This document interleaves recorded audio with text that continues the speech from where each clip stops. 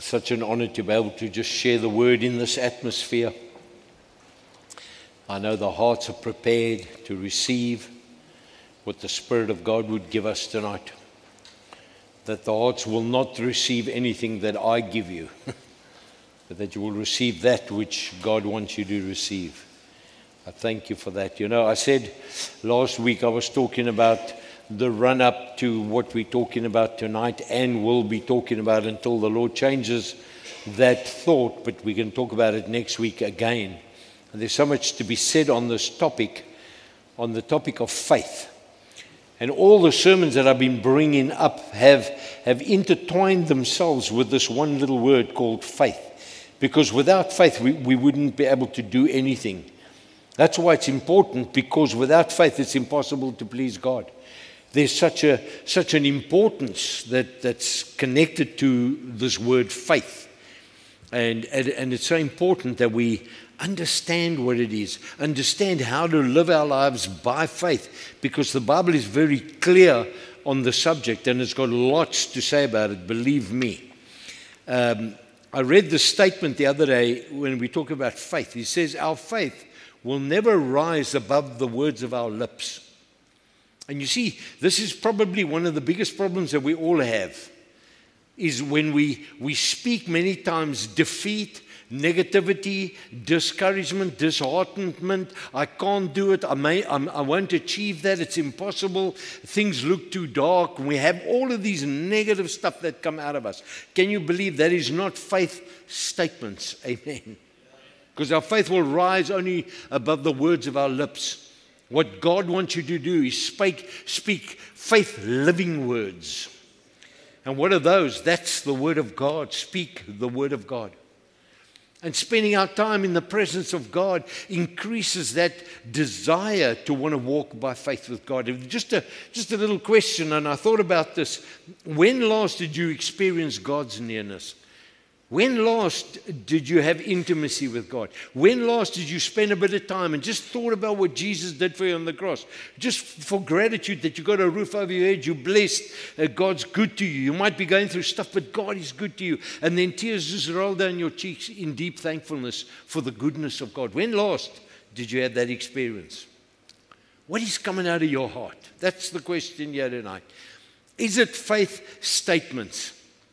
And my prayer tonight is, after this service, that you can have a whole fresh new way of thinking about the way you live for Jesus by faith. Because this is it. Without faith, we cannot please God. I'll read that scripture. I've read it here many times. Most of you can quote it already. But without faith, we cannot please God. And listen, without faith, we cannot protect ourselves either. And I'm going to show you that in Scripture, because this is such a powerful word. You know, when Paul was talking about the armor of God, he was looking at a soldier and the helmet of salvation and the breastplate of righteousness and the sword of the Spirit, which is the word of God. And he was talking about the belt of truth and all of that. And you should know the armor by now. But there's one specific significant point that he touches on. Listen to this in Ephesians 6, verse 16. We talk about faith tonight. He says, lift up over all the covering shield of faith, upon which you can quench all the flaming missiles of the wicked one. Why say that if there are no missiles from the enemy coming our way? It's because they come in our way. Amen. And if you begin to comprehend what he's saying here, he's saying lift up the shield of faith so that the enemy cannot attack your life. That's what he wants you to do. We need to be walking by faith and not by sight, as the Bible says to us. You see, when you start beginning to leave an opening, the arrow comes in, and the results, you will know when you've left space open in your faith, because it will become part of your confession. As jy jouself vang, dan praat jy negatief. Praat jy ongoddelik. Praat jy soos 'n matroos partykeer. The arme matrose. I want to say this, without it, and I use these words specifically, without faith, a victorious, successful, overcoming, devil-destroying, chasing, fulfilled life cannot be possible. And every one of you, I know that, want to live a victorious, successful, overcoming, devil-chasing, fulfilled life. Because if you don't, then you're not a Christian. Because we all want that in our lives. And when I think of the disciples, when we talk about faith today, if the disciples who saw Jesus, walked with Jesus, touched Jesus, experienced all the miracles that Jesus did, and if they had to be spoken to sternly about their faith, what about us? Hy het hulle mooi uitgetrap 'n hele paar maal oor hulle geloof, isn't that so? If you've read your scriptures in the Gospels, you'll understand that.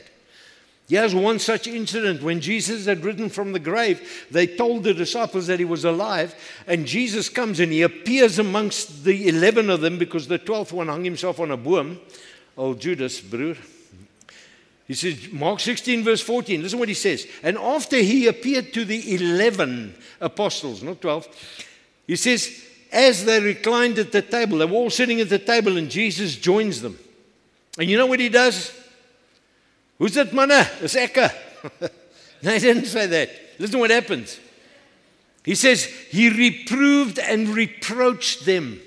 Ek like die Afrikaans, reproved, hy het hulle berispe.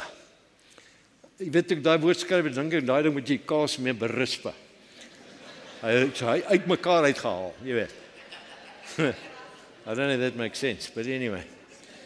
And he says here, and he reproached them. I love this Afrikaans, so mooi taal, ne? Hy het hulle tereggewys. Dis die pad, teregwys. Die pad. Hy het hulle tereggewys. So what does he do? He reproves them and he reproaches them for what? For their unbelief. And then the Bible says for their lack of faith. Can you see how important faith is for our lives? How Jesus wants us to be people of faith. And why did he do that? Because they had a hardness of heart. And I want to tell you this. When you're not walking in faith and making faith choices for your life, proclaiming faith, victorious proclamations out of the Word of God, you watch it. I've seen it how many times? When people drift from God, they drift from their faith. And when they drift from their faith, they get a hardened heart. There's so many Christians walking around with hard hearts tonight. Why? Because they refused to believe those who had seen him and looked at him and attentively after he had risen from the dead. They didn't believe it.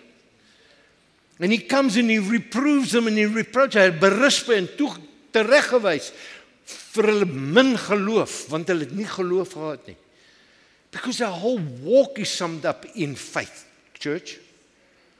Just listen to this, Hebrews 11:6, my favorite scripture, isn't it? When we read it a lot, it says, but without faith, sonder geloof, it is impossible, say impossible, because it's impossible, to please and satisfy God. For whoever would come near to God must necessarily believe that God exists. You see, that's the faith. We can't see him, we can't hear him, we can't smell him, we can't taste him, we can't touch him, because that's part of our 5 senses. But faith goes beyond that, and that's what faith is. We believe because we believe in the Word of God. And that's what it is. He says, so for whoever would come near to God must necessarily believe that God exists and that he is a rewarder of those who earnestly, beautiful word, and diligently, ywerig en ernstig wat hom soek. So the key here, notice, he doesn't say God is a rewarder of everybody. No. He says everyone is, he says those, and listen to this, because this is the essence of living faith. Do you want to know if you have a living faith? Here's how you determine it. It's those who diligently, actively, consistently, and zealously seek him in studying his word, in prayer, and conforming to his will. And if you're doing that, let me tell you something, your faith is in good condition. We've got to be diligent, active, consistent in our walk with God. That word zealously simply means passionately. To passionately seek him in our studies, in our prayers, and we need to conform to his will. Because if God demands us to have faith, when it's impossible for us to have faith, then you and I have the right to question God and his word. If God says you must have faith, when he tripped them out about their faith, And if it wasn't possible for them to have faith, then they could have said, but Lord, you know what? You know that we are unfaithful. You know we don't have a lot of faith. You cannot tell God you don't have faith, because you do have it. But if we placed within our ability, He placed within our ability the means and our choice that faith can be produced. And let me tell you, He has done that in our lives. Then the responsibility rests with our faith and not on God. Want toe jy gered het God geloof in jou ingesit. And that's how you became a kingdom child of God. Amen. This amazing incident takes place just before Jesus went to the garden and prayed, God, you know, if it be your will, remove this from me that I've got to face, but not my will, but your will be done. Just before he does that, he's with the disciples. And an incredible, and I want you to draw attention to faith in this statement over here. The same is hy het hulle berispe en tereggewys van hulle min geloof. Dis nou toe hy opgestaan het. Hier is nou voor hy gesterwe het. Listen to this. Yeah, he's talking to his disciples, and this is what he says to Peter. Listen to this. Simon, Simon, dis nou he became Peter, the rock. Maar sy naam was Simon. Simon, Simon. And listen to these words. Satan is asked to sift all of you as wheat. Have you ever thought about that? Sift as wheat. You know, in the Bible days, when they used to sift, they used to go fetch all the wheat off the lands, break it in pods, and then where the wind was blowing, they would move the thing, and all the chaff and all the rubbish would fly away, and all the good stuff will remain. And he said, Satan came to see what the good stuff is in you. Is there really good stuff in you? And let me tell you something. That's what he does with you and I all of the time. So if I don't have that all-encompassing, covering shield of faith, believe me, that pile wat jou slaat makes you feel unworthy. I cannot. Will I be able to? All negative stuff that we speak in our lives. But he says, Satan is asked to sift all of you. But now listen to this. This is so powerful. He says, but we have prayed for you. Simon, I have prayed for you, Jesus says, that your faith may not fail. Simon, I'm praying for you that your faith may not fail. Let me just say this. If he really believed when he stood by those fires while they had taken Jesus captive, and the woman said, no, but I've seen you before. He said, shut up, you don't know me. And then she says, no, we know you. I've seen you. You hang around with him.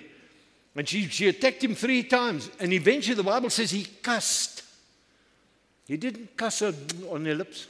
Hy het vuil gepraat met daai bek van hom. And then the rooster crowed, because God said, you will deny me 3 times before the rooster. And when it happened, you see what happened? He got into unbelief. He got into doubt. He didn't believe the King of Glory that was with him and everything about it. Because Jesus said to him, that your faith may not fail. If he stood his ground there, his faith wouldn't have failed. And he wouldn't have made an opening for the enemy to take him on. And I tell you, he felt desperate. He fell down and he cried. He was too embarrassed to face Jesus when he saw him again.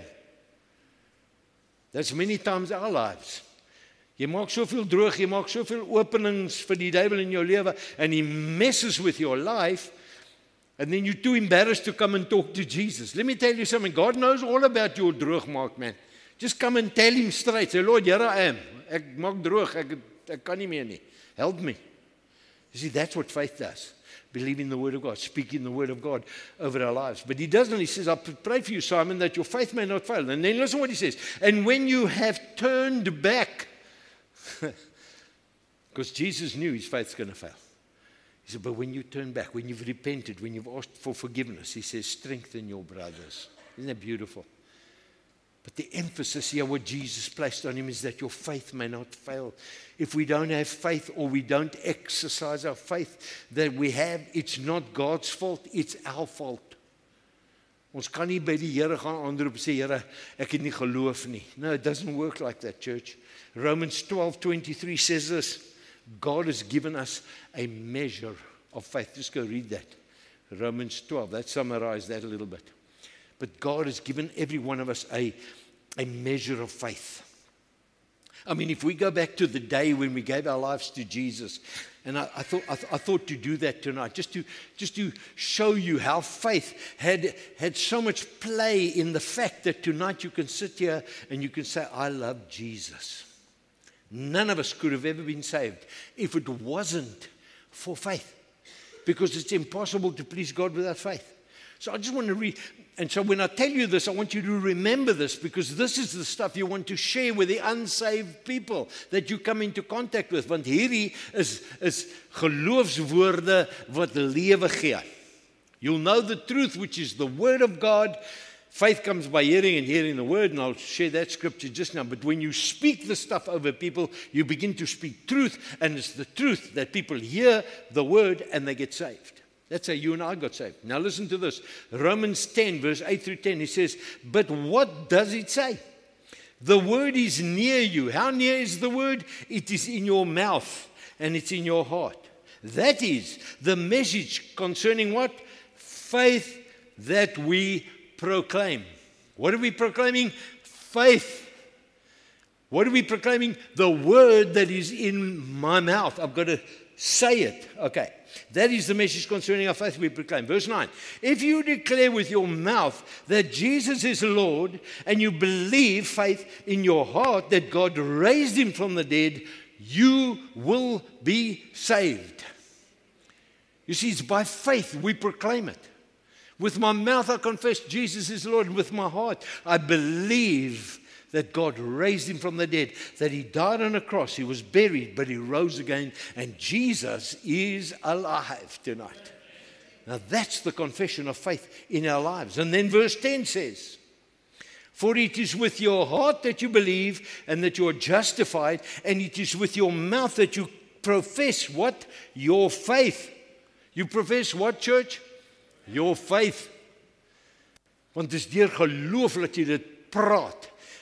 That's why when anybody gives their lives to Jesus, you know the first thing I say to guys, go and tell somebody that you've met Jesus as your Savior. Because the moment you walk up to somebody, I remember it, and I'm going to tell the story, it's a lekker story, so I'll tell it 10 times. When I gave my life to Jesus and I walked into that engineering technical shop where I was busy as a young appy, and I told the guys when they were waiting for all my fail stories for die naweek, and they sat there waiting, and when they saw me, they said, George, what did you do this weekend? And I said, I gave my life to Jesus. That was my first confession coming out of that lekker plankvloer AGS Kerk, January 1975. I walked in there and something had happened in me, because in my heart I believed, with my mouth I confessed, Jesus is Lord. Something changed. The Holy Spirit came to live in my life. And I turned around and I said to the guys, I gave my life to Jesus. And I'll never forget it, and you've heard this. My mate got up and looked at me like this. He said, God is so desperate. You've heard that story. But that's the wonder of the grace of God. But it's by faith that I believed it, because I didn't feel it, touch it. Look, I've got to say, I experienced a change in my life. It was almost like a tangible change, like taste and see the Lord is good. It's moeilik om daai ding te verduidelik, want ek proe dat die Here goed is in my lewe. I just hard to explain that stuff. It's just lekker stuff. Listen. So the Bible wants to know, for whom is all of this available? Okay, there are 3 steps that a person takes to receive salvation. And can I just say this? All of these are faith action steps. You've got to confess with your mouth, you've got to believe in your heart, and then you receive. See, we live in a world where people believe. Glo jy in God? Ja, glo in God. But you've never received, so you've never become. There's so many people that have never become Christians, but they believe. They believe. Nah. For whom is available, verse 13 says, everyone, say everyone. Somma almal, né? Everyone who calls on the name of the Lord will be saved. Praise die Here. So where did all this faith come from? When you confessed, you believed, and you received. And so where does all the faith come from? Verse 17 of Romans 10 says it. Consequently, faith comes. Say faith comes. How does it come? From hearing the message. And the message is heard through the word of Christ. By hearing and believing the word of God. That's how faith came. Somebody shared the faith. That's why there's that Francis of Assisi says, Always preach the gospel. Sometimes use words. People love that. And that's kind of true. Let me tell you. You can love a ou into hell and not tell him about Jesus. Just by being a cute Christian. Nee. Jy moet die woord proklameer. Is dit 'n goeie woord vir Engelsman? Proklameer. You got to speak. You got to tell her that you've sinned and you need to give your heart to Jesus. All have sinned. You got to tell people that. You say to the oak, if you believe in your heart and confess with your mouth, the Lord Jesus rose from the dead, you'll be saved. The Bible says so. Isn't it fantastic, the word of God? Yep, Titus. Paul writes to Titus, listen to this beautiful word here. He says, Paul, a bondservant of God and an apostle, a special messenger of Jesus Christ, the Messiah. What does he come to do here to the church? Listen to what he does. This is like amazing stuff. He says he came to stimulate and promote the faith. What did he do? He came to stimulate and promote the faith. What does it mean to stimulate? It means to live with excitement. He came to tell the church to come and live out their faith. How? With excitement. How, church? With excitement. That's what he came to do. He's telling Titus what he did, but not only to stimulate, but also to promote. When you promote something, you advance something to a higher position. So not only be excited about what you've experienced in your relationship with Jesus, but to move on to the greater things in faith. Amen. That's what he came to do. Faith in God's chosen ones and to lead them to accurate discernment om te onderskei and recognizing of an acquaintance with the truth, which belongs to and harmonizes and tends to godliness. Bring goddelikheid wanneer ek in die geloof loop. When I'm excited about my faith. When I'm growing in my faith walk with Jesus. Our faith is foundational to accurate living. To walk in the truth, the result will always be godliness and a lifestyle, listen to this, of holiness. How do you know whether your faith is active and alive?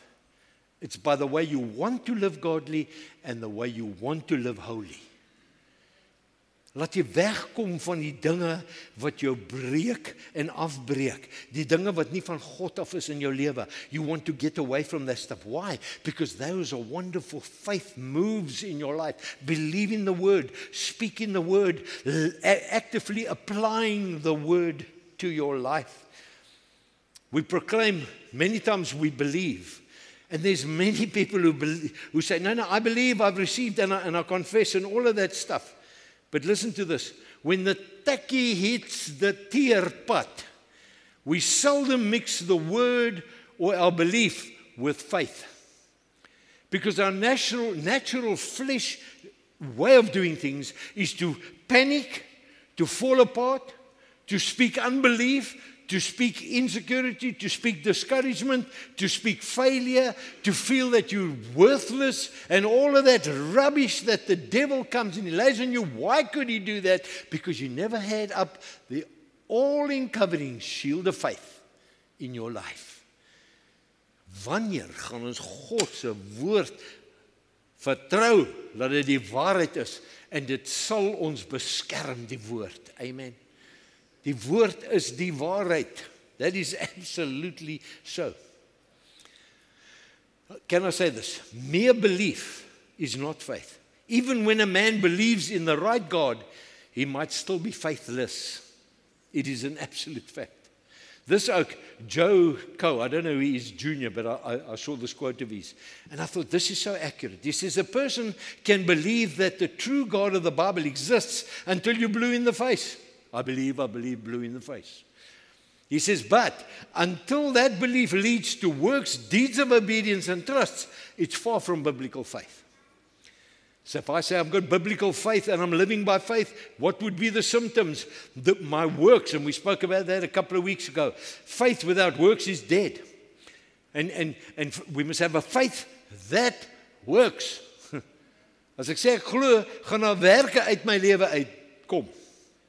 The fruit of the Spirit will be one of the works of my life. Kindness, gentleness, generosity, love, all of those lekker stuff.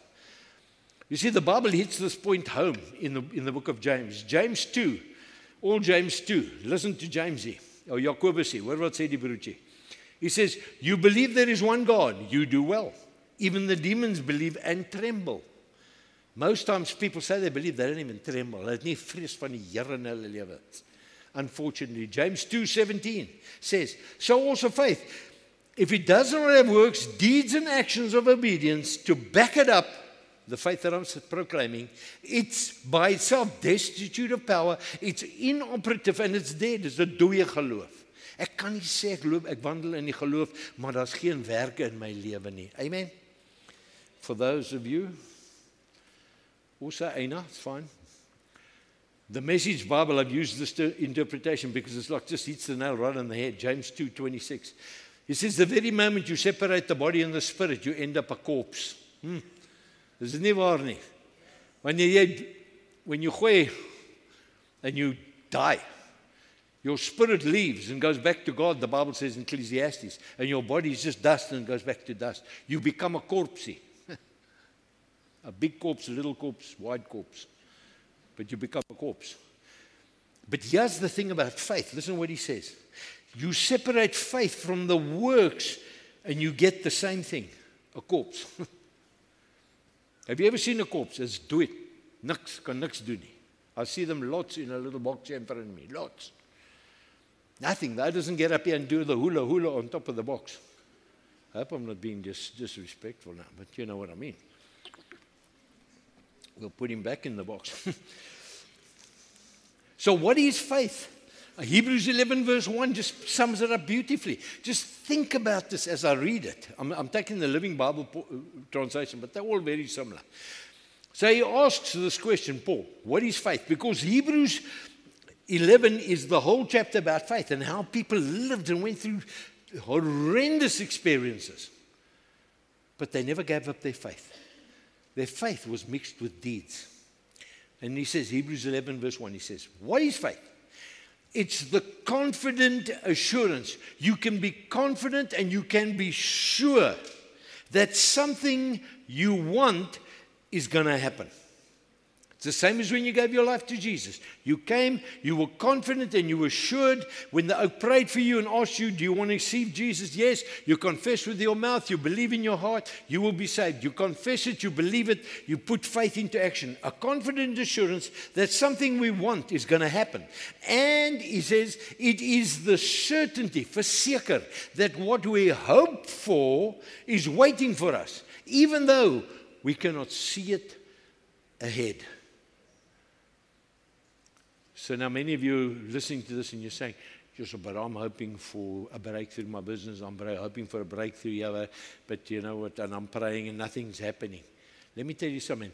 You've got to mix those thoughts with faith. You've got to start speaking the word of God over those situations. You've got to proclaim truth, the truth of the word, and then you'll begin to see your circumstances, your issues change. Don't go into your default setting and complain. Children of God, it's high time that we start living by faith. We become faith people. Let us live like we're faith people. Live like Jesus is alive in 2025. I had to put that in. We can say we know God's word is right and good and true, but unless we act on the word by faith, be obedient to the word and reap its results, we will never really know and be victorious and obedient overcomers. We need to understand that. Faith in God is simply this: faith in His word. That's what it is. Faith in His word. To sum it up, and I said that earlier on, Romans 10:17, faith comes by hearing, and hearing the word of God. That's what it is. I think one of the major benefits of reading your Bible, God's word, is that it teaches us how to respond, listen to me, in faith in advance to life's challenges. So what do I mean by that? Listen to this. Dig a well before you're thirsty and plant a seed before you're hungry. As jy dors is, kan jy nie nou daar, want jy's nou klaar sat en moeg en kan nie meer nie, want jy's nou dors. Now you want to go dig a well. No, man, you must have a well ready, so when the thirst comes, you just go and take the water. Plant a seed. As jy honger is, gaan plant jy nie 'n mielie nie en wag vir 6 maande om 'n mielie te eet. Met water and whatever. No, you don't do that. Be prepared before the crisis. I want you to hear what I've just said now, because I can tell you, I see it over and over in so many Christians' lives. When the popo hits the fan, you fall apart. Hello? Amen. It's the truth. We fall apart. Instead of being prepared, having the word living in me, when the crisis comes, I reflect that crisis with the shield of faith, and the arrows don't make me discouraged. I stay encouraged. I stay joyful in the Lord. Amen. Don't wait until your whole life is turned upside down then to try and make up which way is up and which way is down. Oh, my life's in a mess now. No. When fear comes, listen to these things. When fear comes, expect the opposite. As jy vreesagtig is, listen, expect the opposite. Let faith rise up inside you. I've said that many times. If fear knocks on the door and faith comes and he opens up, there's nobody there. Think about that. When symptoms attack your body, expect the opposite. Have faith in God's healing power to touch you. And we trust God for that. We believe the Word of God. We speak the Word of God over that stuff. And listen to this. When lack comes in, expect the opposite. Have faith in God's provision to meet your needs. You want me to say that again? Philippians 4:19 says, and it is He who will supply all your needs from His riches in glory because of what Christ Jesus has done for us. Hy los ons nie as wese nie. He cares for us. He says in Hebrews 13 verse 6, he says, don't get into the love of money and run after money. He says, because you know what? I care for you. I will never leave you. I will never, the Amplified says, never. I will never leave you alone. Because God knows your needs. But you see, without faith, it's impossible to please Him. But when I come and I proclaim that scripture, let me tell you, I'm going through that for our church, and I'll just share it with you so you can all carry with me. For the finances. Since COVID, we've had a decline on income, and we trust in God. You know what I said to the church a little while ago? We want to do great things for the church. Amen. Now, there's only a problem. That's the good news. We want to do great things for God. And remember what I said last time? The only problem is that the money's still in your pockets. Okay. Maybe I shouldn't have said that, Lovey. What do you think? Okay. Amen, yes or amen, no. Eh? Yeah, hallelujah. So don't believe everything that you get ministered to over here and what I talk about. Like, I don't go through it. You know, like I walk on another level and you oaks are down there on another level. No. Believe me, sometimes I'm right underneath all of you, just trying to carry all of us and just pray and practice this stuff in my own life. Believe the Word of God. You know, I, as the pastor and our family, we're not immune to the devil attacking us. We need to have that shield of faith up, church. We fight together in this thing. When confusion comes, listen, expect the opposite. Faith in God's wisdom, in God's peace, and in God's comfort. The moment confusion comes. 2 Corinthians 5:17 says, we walk by faith and not by feelings or by sight. We walk by faith. Doesn't matter how much my emotions tells me this can't work out, this is a crisis, this is a problem. I begin to trust God. I begin to speak the Word of God. I begin to speak life. That's faith in action. Amen. So I want to close off with a poem and one more comment. I wasn't going to say this because maybe it's a bit kitschy, but I'll poem it for you.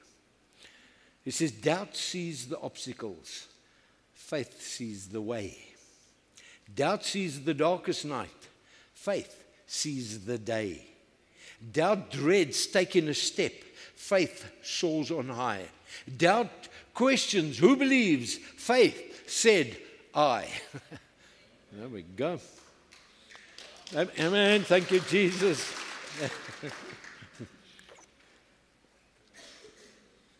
You know what I'd love to do tonight? I would love to pray for you, for God to increase your faith. Do you know on numerous occasions that was said? I think it was Jairus' daughter that was sick, and then Jesus was talking about belief and everything.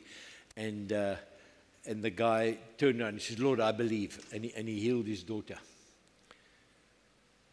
And he spoke about his faith, about the faith that he had. In numerous places, when they were talking about forgiving 70 times 7, the disciples said to him, Lord, increase our faith. Can I just say this? You cannot pray for more faith. Does that sound unfaithful? Of course, you can pray it. Please pray it. But let me just understand what the Bible says, because I hear people say that. Let's get biblical about this subject. We can't pray for more faith. Listen to this. We must do what the Word teaches.